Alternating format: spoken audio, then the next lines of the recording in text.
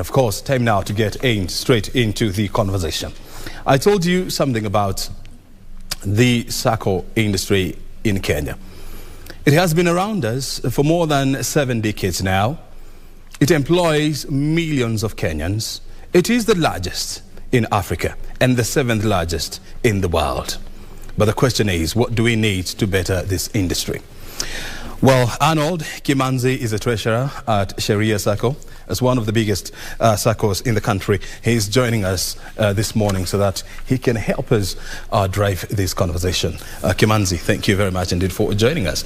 I first of all want to hear from you. Can you give us a general overview of how the sector is working as right now? Thank you, Brian, for having me here. As you've said, my name is Arnold Kimanzi. I'm the treasurer of Sheria Sacco. And the industry is really picking up. It has been in existence, like you've said, for the last 70 years. But over the last 20 years or so, there has been, a serious concern even from the government. We have had Saccos being regulated by Sacco Societies Regulatory Authority. And this came in after the government realized that this is an industry that has mobilized in excess of 300 billion. And there was need for regulation. Right now, we have seen Saccos coming up strongly, governance issues being checked, and prudent management of resources. Very well. When you look at the multiple challenges, facing this industry, of course, there's competition from the banking sector, micro lenders. We also have the issues of drought, and we know for sure that a majority of contributors within the Sacco industry are from the farming community, or their livelihood is supported by the agricultural sector. What would you say is the biggest challenge right now facing this sector? Competition is real, and I would say the market need for Saccos is there, and if Saccos were properly managed, they will still take their share in the market. The banks and the microfinances, because the demand for financial inclusion, demand for accessing of credit is real. And therefore, what would be the concern is that Saccos need to have impact on management and also policies. Formulate products that are geared to the need of the members.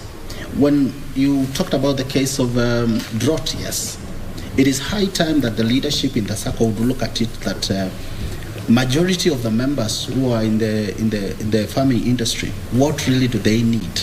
There is need for capacity building. There is need to check even after you give credit to the members. There should not be misuse, because we have seen cases that borrowing would lead members to be more poor than they were because of investing in less productive projects. Let's also face the issue of fraud, which has also become very rampant, and especially with more of your members adopting technology. How are you handling these as a sector? Yes, technology has come with its own challenges. There has been the issue of cyber crimes, and we have had few cases, without mentioning names, that there were attacks into the systems. But as of importance is to ensure that Saccos embrace one of the best technology, or rather systems, core banking systems, and to ensure that the security of their data, because that is where now the new front for attacks. Yes. So what are Saccos doing to ensure that number one, they revamp their ICT systems, and number two, they employ enough deterrent measures or firewalls to ensure that such incidences are curbed? I'll use the case of Sheria Sacco, if you allow me. That over the years, the Sacco got to a point and realized this was now the area to concentrate on. Having mobilized in excess of 8 billion shillings for members, it was prudent to ensure that we ensure security. The board of management, led by Justice Kiage, who is the chairman, made a proposal to the AGM, and we were given the authority to install one of the best core banking systems. It comes at a cost, and it is high time leadership of the Saccos allow that cost, because it will be of importance in the long term. So of essence is to ensure that you have the best core banking systems. You also hire and retain trained ICT personnel. Yes. But well, I mean, if you just joined us, we are live from Broadcasting House, and of course, you're watching this check, where our conversation this morning revolves around the Saccos industry, what is happening and what needs to be done in order to ensure that this industry remains vibrant going forward, and how the sector is, of course, dealing with the challenging or the emerging issues, like the issues of innovation, the issues of fraud, the issues of technology adoption. Those are some of the issues that we're discussing here. And of course, Arnold Kimanzi is the treasurer with Sheria Sacco. Later on, we shall be delving deep into the world of the economy, and we shall be joined by one of the most, or one of the eminent professors in this country. His name is Michael Shege. We shall be looking deeply into the issues of the economy. But for now, we continue with the conversation around the Saccos with Arnold Kimanzi. I know that you know, this industry is now battling with, or it is facing competition from many quarters, be it the micro loans, be it the Hustler Fund, which is a government-driven credit facility. Also, other, you know, competition from, you know, skewed income because of the prevailing macroeconomic as well as microeconomic issues. How are you dealing with these as an industry? Okay. In terms of competition, I would say it's coming in because there is demand.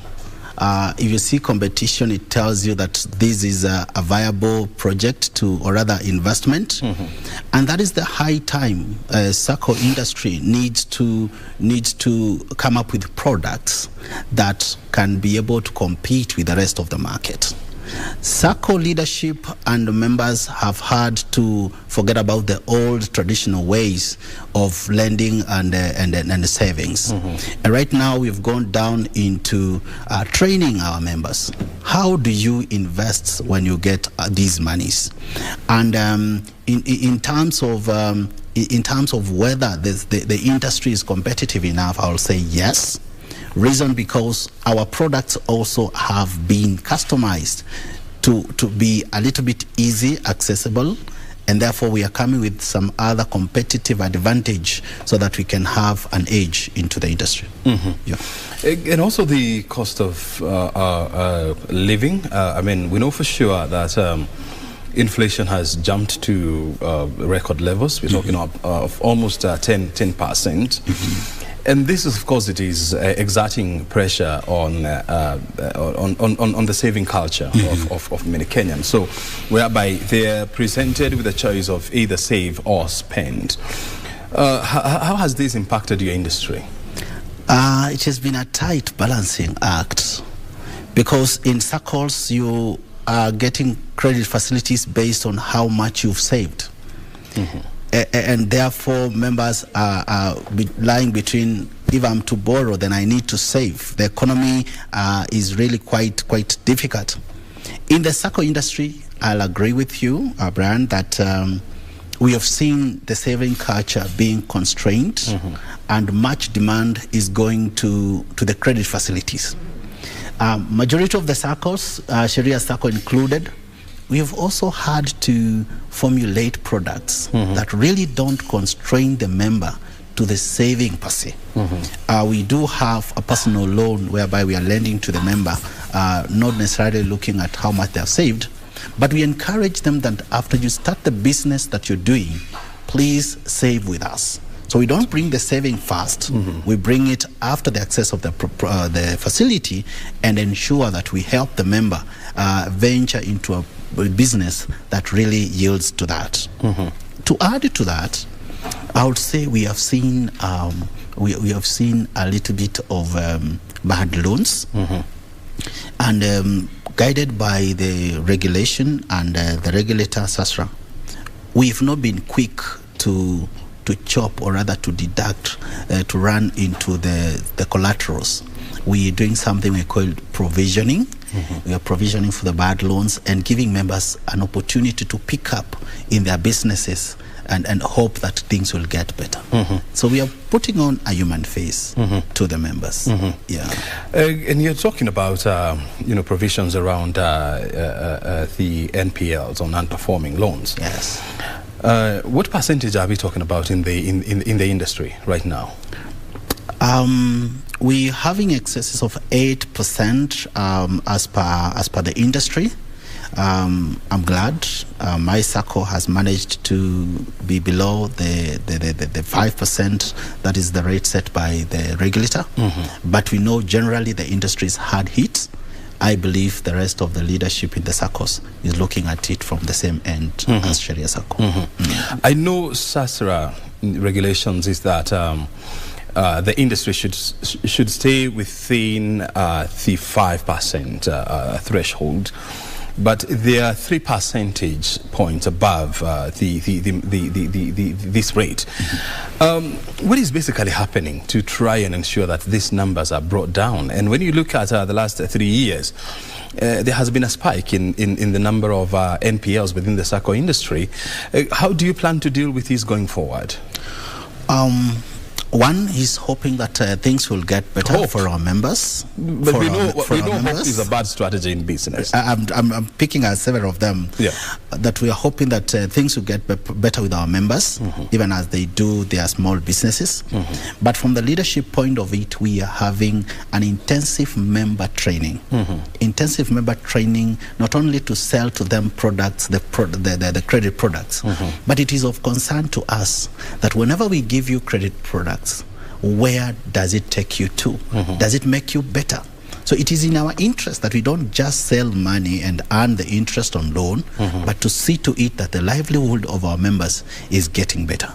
So of great concern, I would say, is the continuous member engagement and training, and getting experts to talk to them.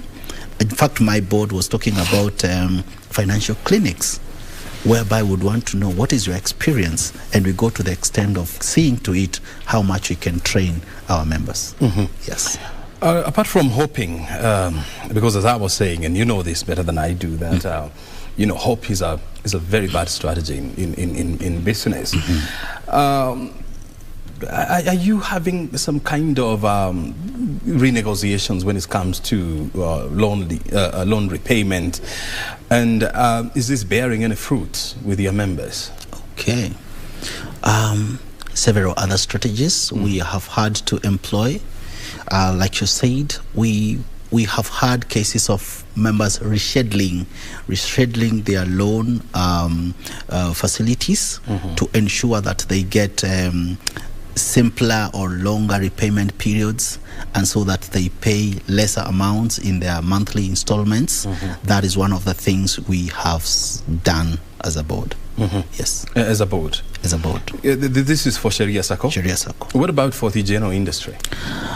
It is synonymous across the industry, because we know that most of the Saccos have had even to extend the loan repayment period, also to accommodate the members. And so in the industry, that has been the best approach. I want to use the same hoping that members will be able to pick up, and also their businesses yield profits. Yes. You see, this industry is coming from a very tough time, because the last 2 or 3 years have been really tough for the industry because of the COVID-19 pandemic, and then we got into a very bad drought which has really impacted the agriculture sector. And of course, as I said, most of your members are in the agricultural industry. How bad is the situation? One, I would say we have Saccos that are in the agriculture. We also have the salary-based. Majority of our members, Sheria Sacco, is on the salary-based. And we know to a great extent it reaches out in terms of the droughts, whereby the cost of living has gone up. Majorly has been dispersing of credits and formulating of new products that I would say for sure has come in handy, in that members are getting better, or rather longer repayment periods for their loans to ensure that they pay for less amounts even as they catch up with the hard times. COVID-19 came with its own challenges and also advantages. I'll tell you that our Sacco, Sheria Sacco, was able to give a higher rate of return during the COVID period. And the question was, how did you manage? One of the things was cost-cutting measures to ensure that the cost of running the business came down even as the incomes were stagnating. That is for the business side.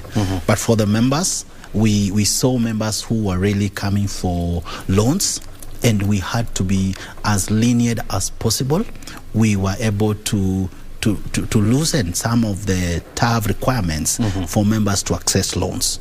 And this was able to take our members through with sufficient supply of funds. What are some of the requirements that you have been forced to ease in a bid to spur borrowing? Okay. You would find a case where a member has got a title deed for that matter, and is not able to get persons to guarantee them for a loan. We were able to take the title deed and give the loan to the member as collateral. That came in around that time. We also went to the point of we would, I told you about loans that came in based on your ability to pay and not necessarily how much you've saved, because the saving culture was going down. And these loans came in and really were the biggest market share even in our Sacco. Has this had any impact on your base lending? We saw a growth of the loan portfolio. Ordinarily, our loan portfolio was growing in the tunes of 400 million per annum. But right now we are reporting for the last 2 years a growth of excesses of 800 million per annum. Per annum. So that's almost the double. Let's also look at membership. You see, when you look at the average rate of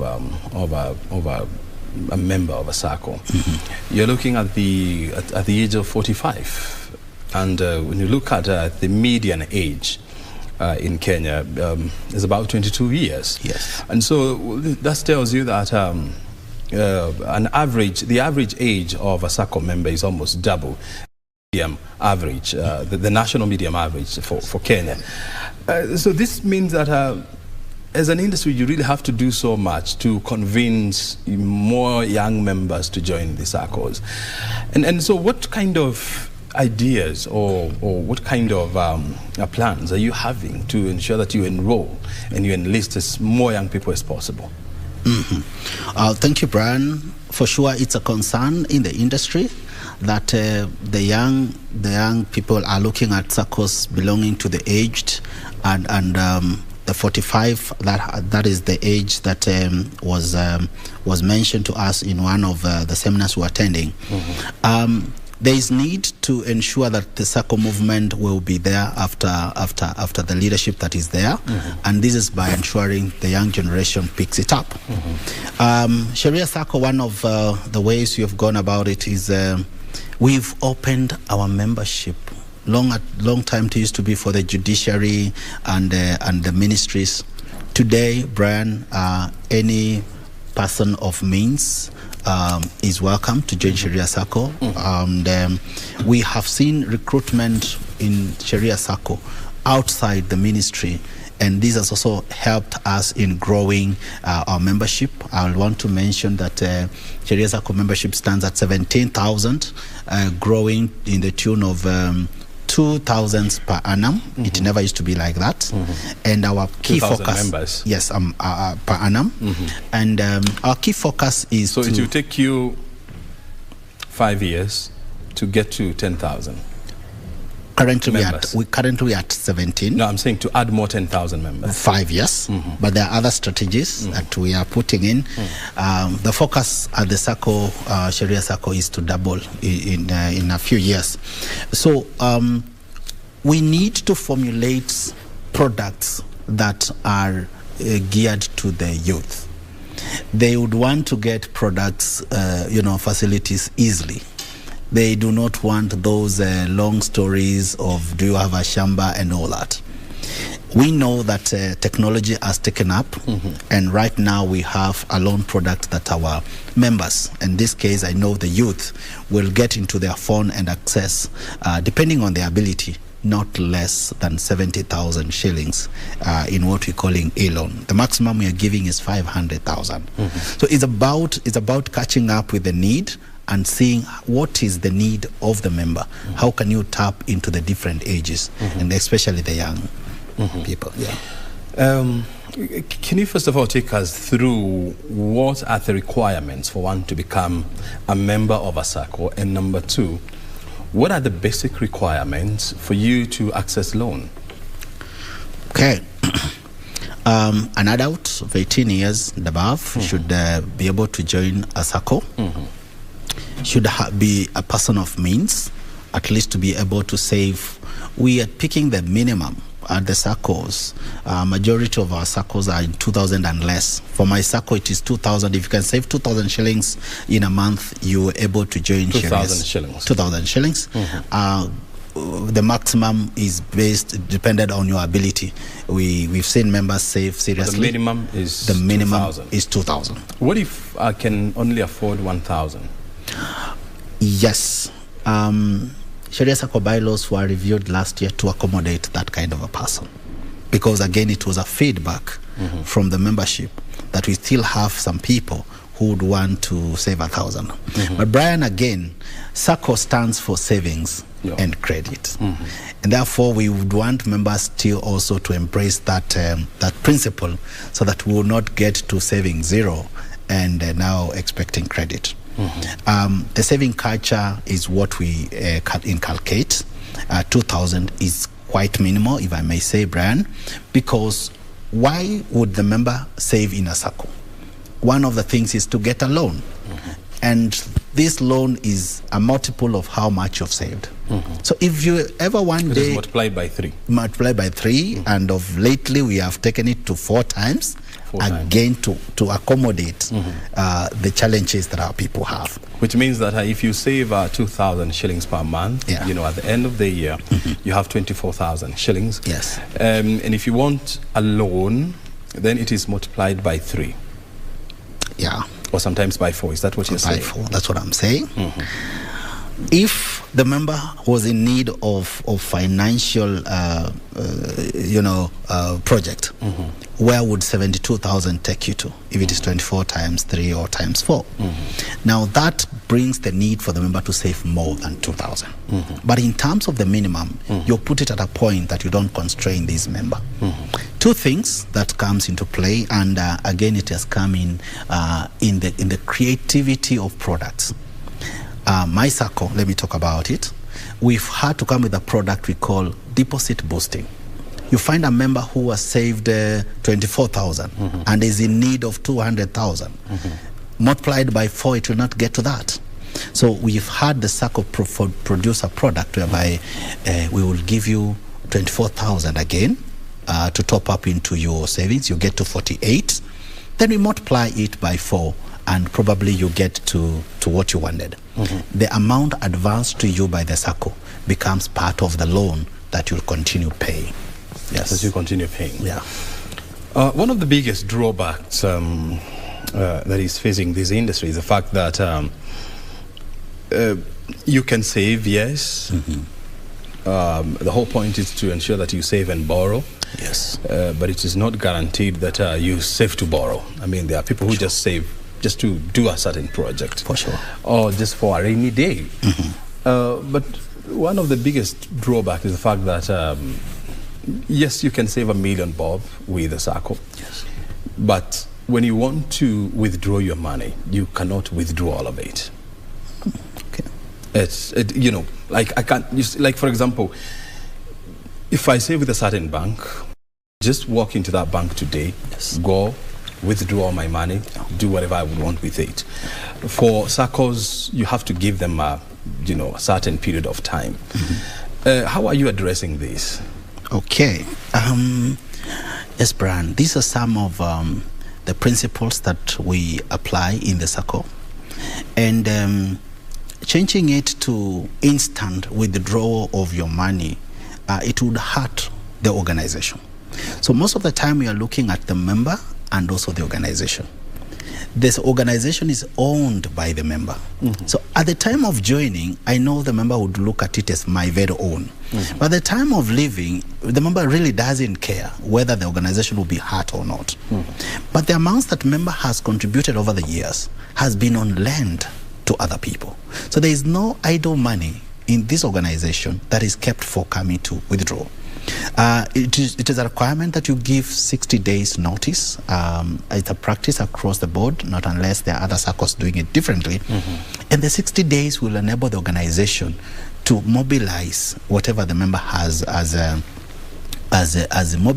saved with the Sacco. But even if the member was to leave the organization, there is also another incentive that comes with the dividend and interest on deposit. So even as the Sacco does business with the member monies, the member would not say, I helped the Sacco without getting something out of it. Very well. Yeah. The membership of the industry is not growing as fast as it used to in the last 10, 15 years. And this has been because, number one, the economy is not adding as many jobs as they are needed. Then you're having new competitors in the name of micro-lenders. Today, I mean, even I don't need any documentation for me to borrow money from the government through the Hustler Fund. I just need to just hit some buttons and I'll get my money within no time. The same goes with other microcredits like Fuliza and so much. So how do you plan to address these challenges so that you can keep on growing? Thank you, Brian. Like I said, competition will not come where there is no good business, and we welcome it.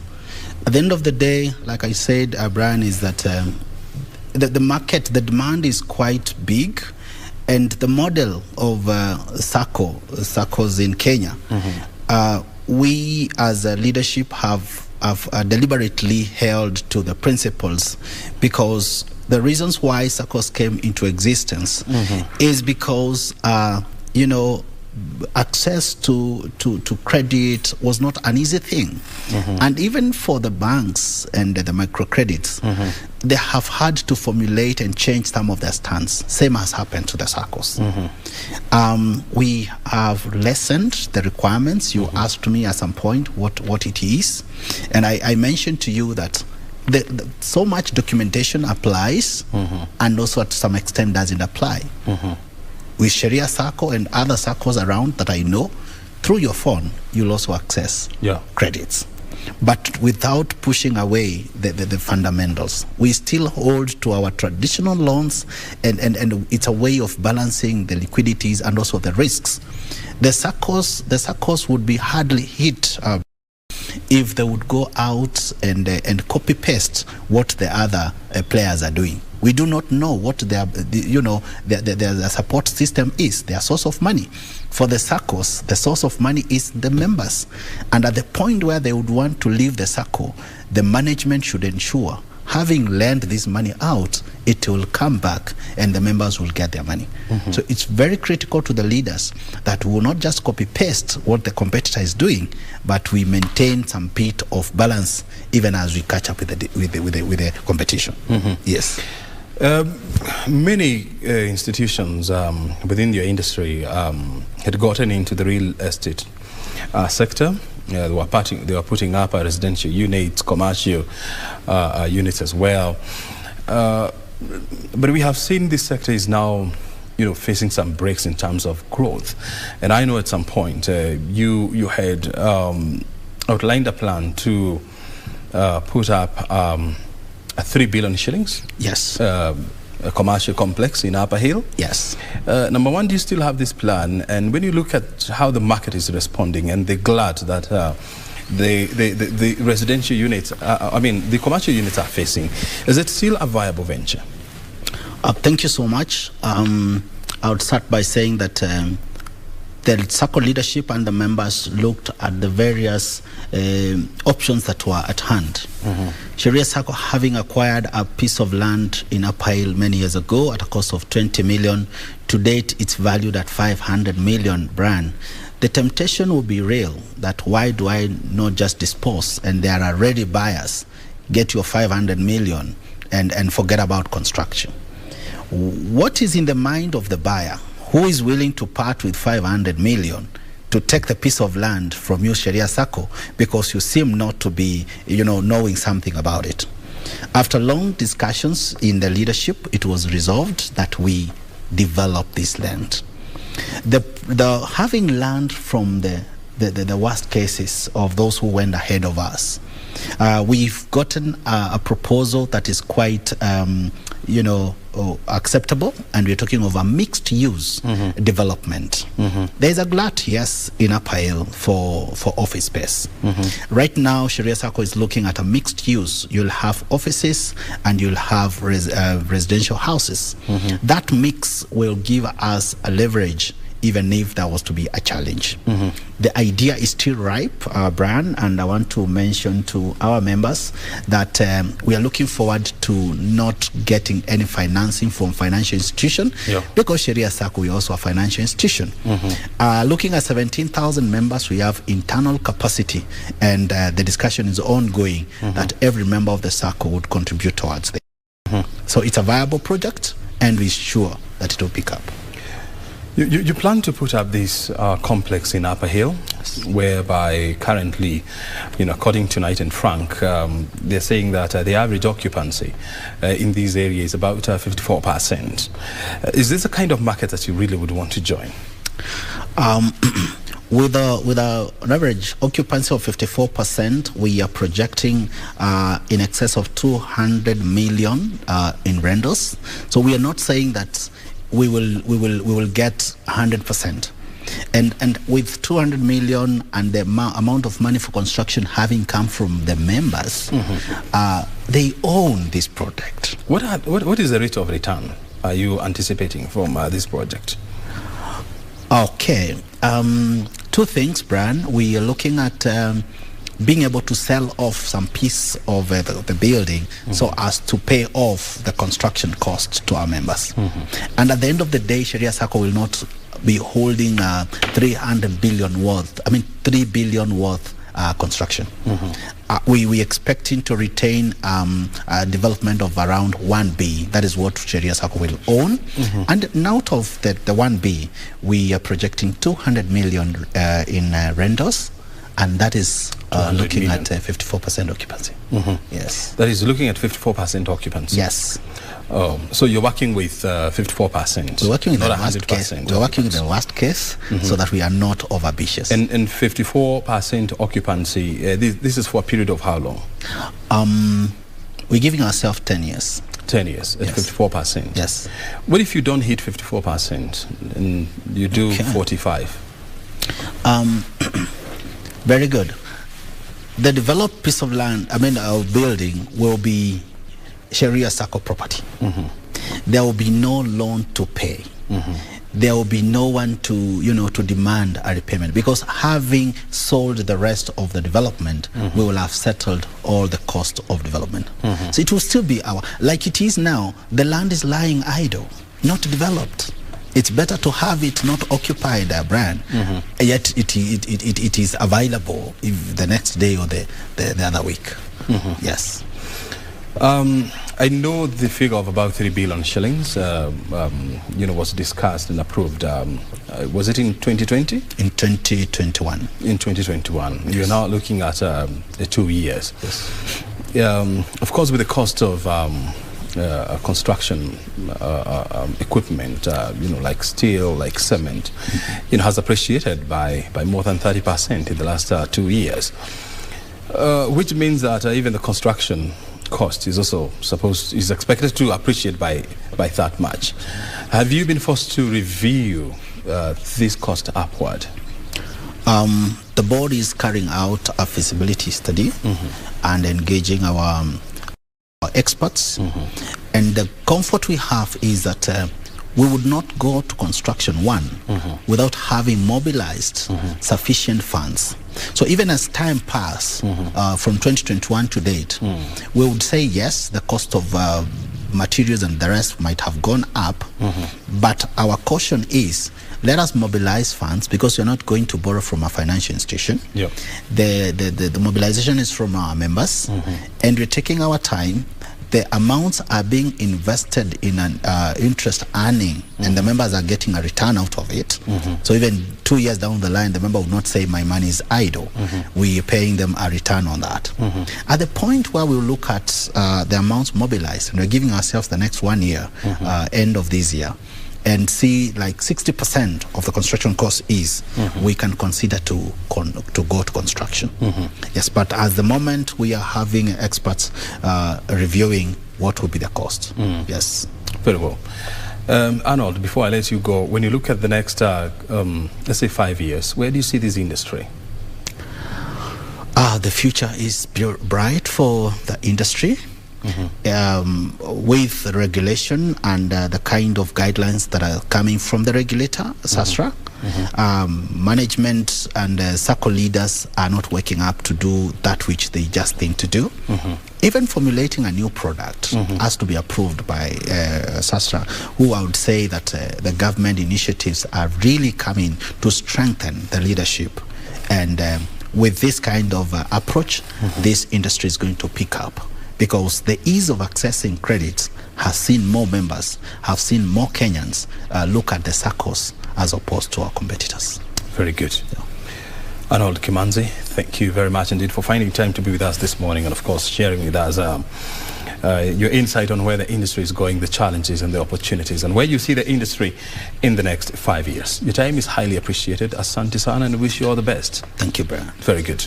Arnold Kimanzi, the treasurer with Sheria Sacco, joining us this morning, of course, to help us understand where the market is and where it's going and the challenges it is withering, and where he sees the market in the next 5 years. My name is O'Brien Kimani. We're watching Biz Check.